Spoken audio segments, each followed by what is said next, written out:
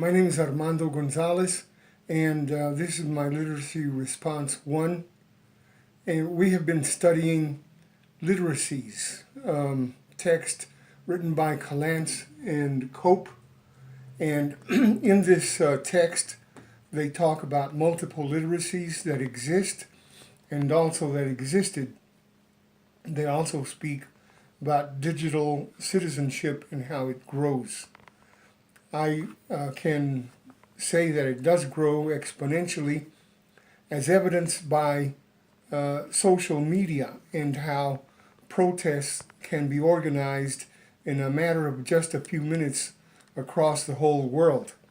Also, President Trump's ban of Muslims was overturned recently in United States District Court in just a matter of a few days because they used modern day technology. They used media to do that. So let's go ahead and start with multimodality.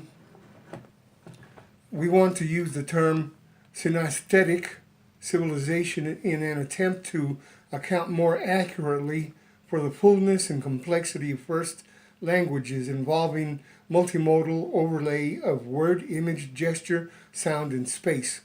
Synesthesia means a capacity to make meanings in more than mode language, image, gesture, and spatial and tactile understandings, and to switch backwards and forwards between these modes using multimodalities. This text speaks about how students should be allowed to comprehend the deeper meanings of literacy. As educators, we must teach the search for deeper meanings. One of the first chapters, or the first chapter of Callants, is important because it refers to first human languages. Literacy was used then as well, and they had deeper meanings in mind. I can imagine a group of primitive prehistoric nomads lost in the wilderness, hungry and thirsty. They come across a sign that has a drawing on it with a skeleton and an arrow pointing one way. There is another sign that shows water waves and an arrow pointing the opposite way. This is literacy in my estimation, because the previous people that had been there were thoughtful enough to convey a message to someone who would be coming along that same path. Deeper meanings is what this is all about. That's what I gathered a text means. For example, this shirt that I am wearing was made in Pakistan. Does the label mean that Pakistan is just a country far away and that the shirt is cheap? Or does it mean, as in my way of thinking, that Pakistan uses child labor and pays children a minimal amount of money to produce products? Let's move on to Ramus and the didactic institutional pedagogy.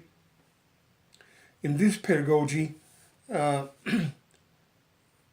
use formal rules, correct usage of the rules. They follow syllabus, textbook, and the teacher. There is a lot of copying, repetition, memorization, and there is absolute authority in language knowledge. John Dewey came along in the late 1800s, early 1900s, with something that he called authentic literacy pedagogy. It involves authentic meanings, active meaning making, natural learning, self-expression, and a learner-centered pedagogy. And I have a big question. My question is, in this text, can traditional folk, fable, myth, legend, tall tales, as discussed by Moss and Lapp on page 15, can literature be integrated into New World literacy? It can be. And we will watch a video by Dr. James Paul G., who knows how these literatures can be integrated into the New World literacy. And Dr. James Paul G. is quickly becoming one of my heroes because of his courage, and we will watch his video now. Video game, it's just a set of problems. It could be anything. Civilization has problems in history. Halo's problems in a fantasy world of fighting. Chibi Robot has problems on how a 4-inch robot could clean a house. It doesn't matter what the problems are. All a video game is a set of problems that you must solve in order to win.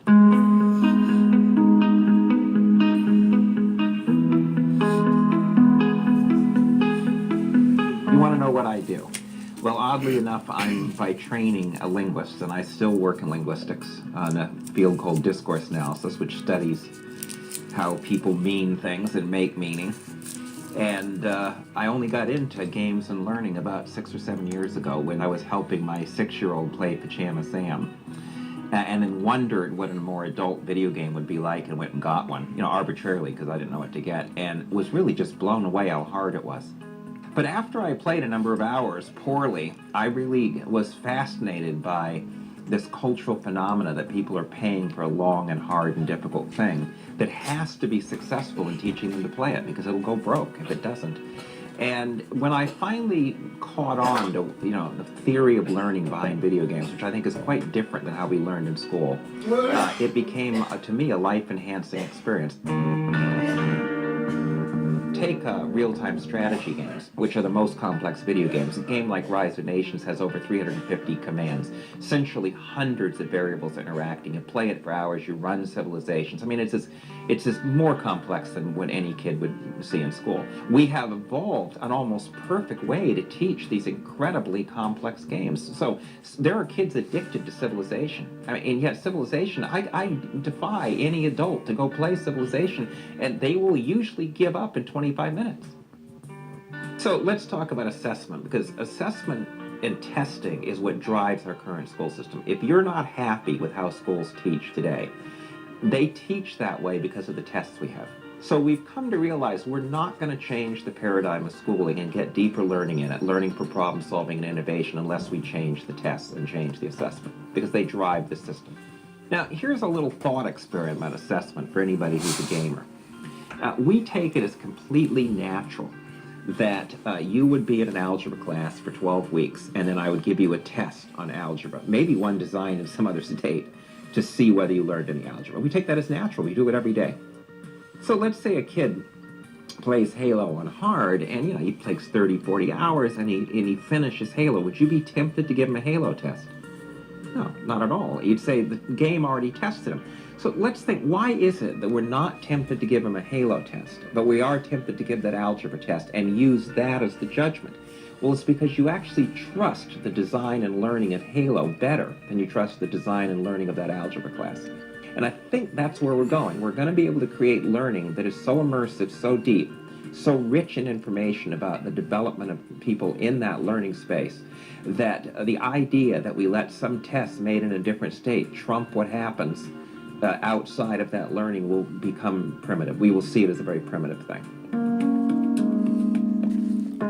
What I'm pushing is really not digital media, first and foremost. It's what I call situated and embodied learning. And what I mean by that is being able to solve problems with what you know, not just know a bunch of inert facts, but be able to use facts and information as tools for problem solving in specific contexts, being able to do stuff.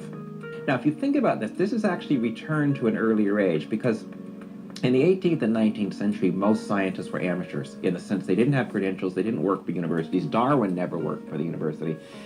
He was, could take care of himself, and he did his science. And people wrote letters. I mean, instead of journal articles, they wrote letters to each other, and they did science together, and they helped each other, and they mentored each other. Schools in America, for the first time in history, have genuine competition. And that's because companies, large and small, are selling 24/7 learning customized to you and your learning style outside of school. And you can learn didactically or in performance-based, any way you want. It's customized to you. Some people are doing it for profit. So we... And so Dr. G goes on and speaks about more gaming and its use in the New World literacy. And that will conclude my presentation today. And